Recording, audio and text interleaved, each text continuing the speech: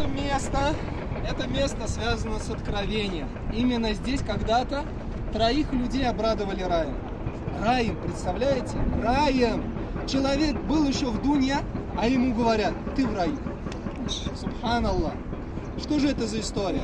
Представьте себе такую картину. Здесь стоит мечеть Куба, а здесь закрытая территория, и с этой стороны вход, калитка.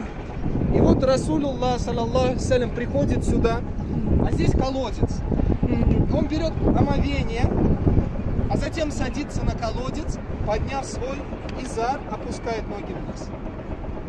Проходит какое-то время, и приходит верующий, которого звали Абу Муса. И Абу Муса говорит: я Расуль Аллах, я буду охранять тебя сегодня. Встает у калитки и никого сюда не пускает. Но проходит какое-то время, и в калитку стучатся. И Абу Муса спрашивает: я Расуль Аллах, можно ему войти? А Расулуллах саллаллаху алейхи ва саллям говорит: «Иза лаху ва баширху биль джанна». Разреши ему и обрадуй раем.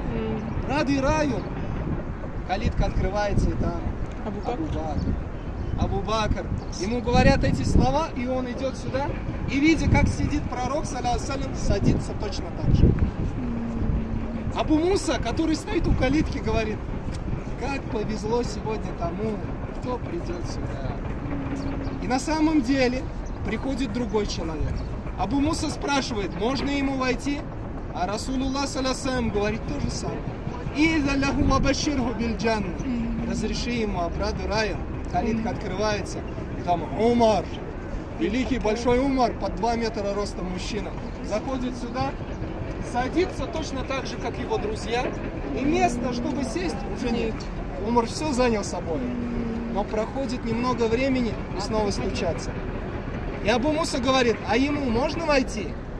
Расулуллах саллаллаху алейхи ва саллям говорит: «Иза лаху ва баширху биль джанна аля бальва тусибу». Разреши ему и обрадуй раем за беду, которая его постигнет. За беду, которая его постигнет. Посмотрите, он говорит уже чуть-чуть другие слова. За беду, которая его постигнет. Калитка открывается, и заходит Зун-Нурейн, обладатель 2 светочей, Усман ибн Аффан.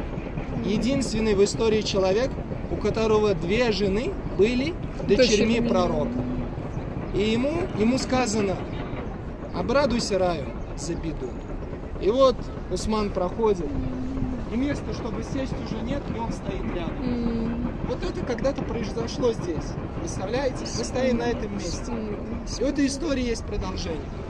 Расулуллах саллаллаху алейхи ва саллям, знаете, он носил кольцо. По сунне тоже такое есть, да, носить кольцо. Баракаллаху фик. Он носил кольцо, и на его кольце было написано Мухаммад Расулуллах.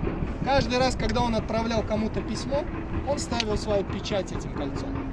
Но вот он умирает, и это кольцо достается первому халифе, Абу Бакру, а затем второму, Умару, а затем и третьему, Усману. И вот Усман уже когда правил, пришел сюда, подошел к колодцу и стал вспоминать былые времена. И в какой-то момент перстень посланника падает с его пальца вниз. Он пытается достать это кольцо, но уже не может. И вот где-то здесь уже 1500 лет лежит кольцо посланника Аллаха. Поэтому это место потом так и назвали Би'руль Хатам, колодец перстня посланника Аллаха. Такая история. Именно здесь эти 3 были обрадованы раем. Пойдемте. И говоря про